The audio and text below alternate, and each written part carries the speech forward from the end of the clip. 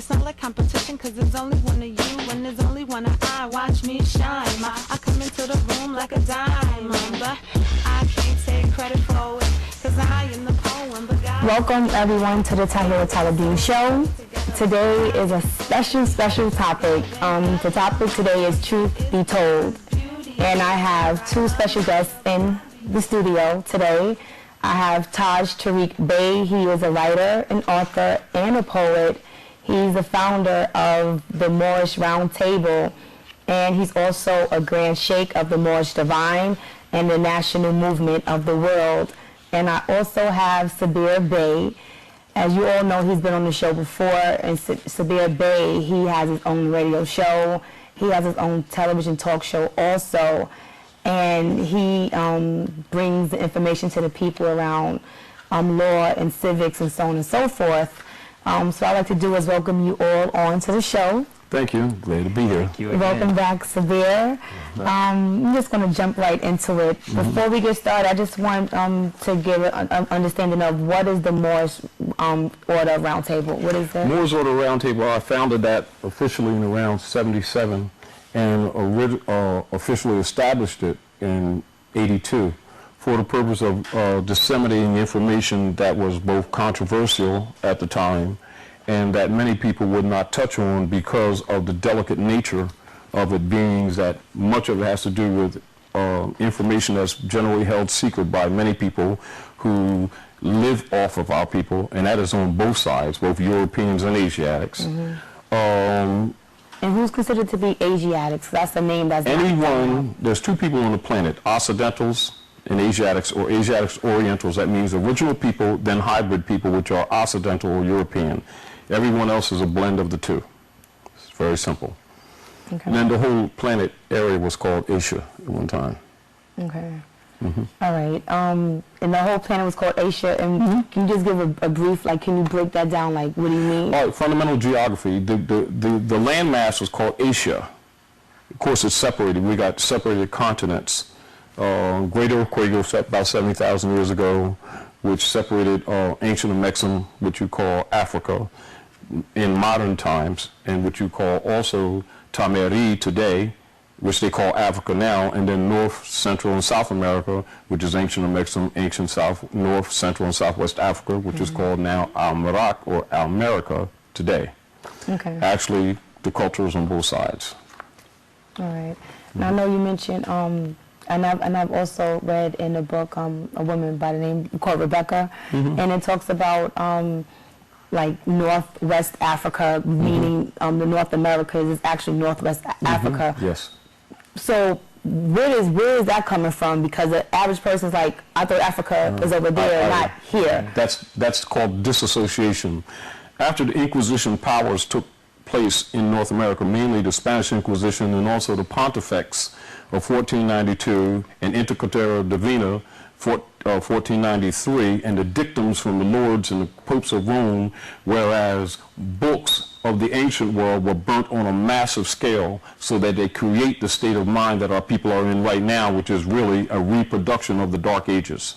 True. So you mean like books of the truth? You got that right. In other words, the perspective that people have often today is that literature and books that they're getting are based in foundational primal literature.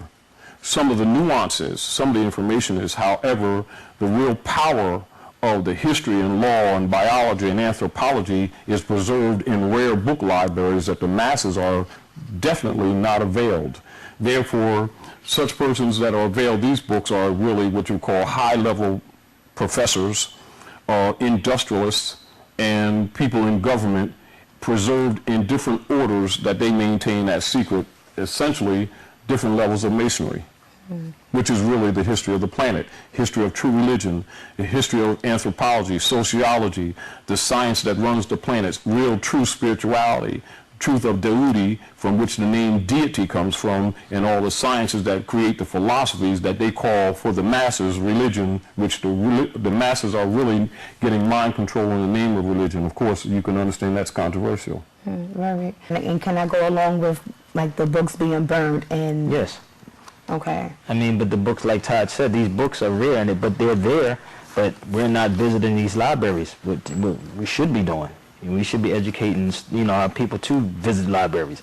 And it's funny because a lot of our people don't even read. We don't read. Right. We have to start teaching our people on how to read, and when we read it, do we understand what we're reading? Okay. I just want to just give like a general background on the Moors and who Moors are, and is it only Moors can be like quote unquote African Americans, or can someone actually of a Mexican descent be Moors? Like who are the Moors and where do they derive from? Yes, Moors is actually short for Moroccan. Moroccans are direct descendants of the ancient Moabites who occupied northwest, central, southwest Africa, you call today, Tamari, of course the Great Atlantis, North, Central, South America, including Mexico. Don't get it confused. Many of the pyramids and the philosophy, culture that is embedded in what they call ancient American Indians, and believe me, this is not India, and we're not Indians, although they called us that, is all rooted in the same philosophy. You have pyramids, like for instance, the pyramids of the sun, and then you have the experimental, or what you call the scientific complexes in the Yucatan that are older than the pyramids of Giza in Misraim that they call Egypt today. They are not variable cultures, they are really versions of the same culture. One of the problems that we have as a people due to Inquisition miseducation is that we look at history and we look at our own selves with a tunnel vision, only pinpointing ourselves in what we call today Egypt, which is also a modern name, and that's not the name of the land, and it's not Kemet, it's Kamat, all right? And that culture is even modern to the real history. It even goes back to Nubia, Samaria, and even before there. See, so our concepts of how we look at ourselves and to the Yucatan. So when we look at what we call African history, our people's eyes only go across the Atlantis. But the world scientists' eyes go to Central America, that you call the Yucatan, and North America, which they call in secret societies the North Gate. Okay. All right, so our concepts of how we view ourselves are absolutely corrupted. When we're thinking what we call African history or African culture, and we only look at the continent there, our concepts are wrong. We should be looking at the planet only. Now, when you're talking about Moors, Moors are short. We are the descendants of the ancient ones, direct, and we've been called by many names. Now, what is important to recognize with us is that as we fell under the Roman yoke, we fell as Moors, legally. That's the last legal name of the people called Moors. Now, some of the brands that are used, or misnomers that are used, are Negro, Black, Indian, West Indian, Latino, colored folks, coon, shine, whatever we call ourselves this week. All of those are Moors. Anyone in the Western Hemisphere that are aboriginal or indigenous to the land are of Moorish descent. Okay. Quickly, as an example, because I don't want to hold up too much on that answer, we went to a show at the International House in Philadelphia years ago, and a couple years ago, and they had Mexicans going in there with children, and they were going through some of the rituals with the quadrigestimus, actually the four corners ritual, etc., and they were bringing the culture back to the front, and the children were taping it from a school in Philadelphia for history. And they literally brought out old pictures and literally told the people in the audience that they're descendants of the Moors, literally, right on out. So they know. Everybody knows but us. We're the only ones out to lunch, trying to be who we are not, which gives this corporate entity faking as government jurisdiction. That's where our problem is, politically. And can you touch on that politically, as far as like the government knowing the secret with the secret societies? They know this, but the quote unquote African Americans or Black, we don't know exactly like who we are.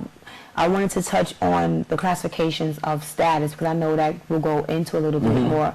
Can we touch on what are the 4 classifications of status? 4 classifications.